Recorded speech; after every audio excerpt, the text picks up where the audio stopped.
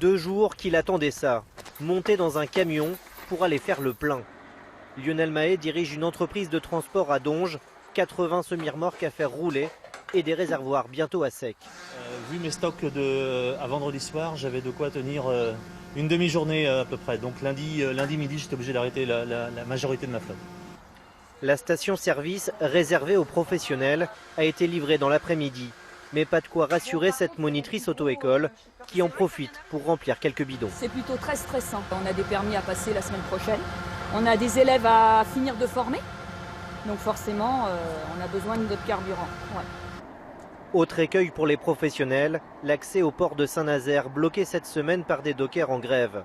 Certains bateaux n'ont pas pu décharger et notre transporteur a dû annuler des livraisons. Lionel Mahé est en colère car même avec du carburant, il n'est pas sûr d'assurer ses commandes. J'estime qu'un mouvement social n'a pas à bloquer les autres. Point à la ligne, que ce soit moi en tant que transporteur ou les particuliers dans les transports en commun, je trouve qu'on n'a pas le droit de bloquer les gens. Voilà.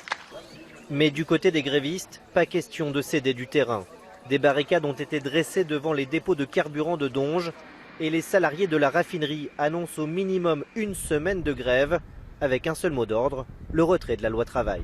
J'ai encore eu la fédération au téléphone. C'est un message fort envoyé sur la détermination des salariés et de la CGT à peser sur le retrait de cette loi travail. J'entends qu'il y a des grèves reconductibles dans tout le secteur du raffinage aujourd'hui partout en France. Il faut maintenant qu'il y ait le secteur intraprofessionnel qui se joigne à nous, qu'il y ait une mobilisation citoyenne pour peser sur les décisions que va prendre ce gouvernement. Ce soir, les rares stations-service ouvertes sont toujours prises d'assaut par les automobilistes avec des restrictions dans une dizaine de départements.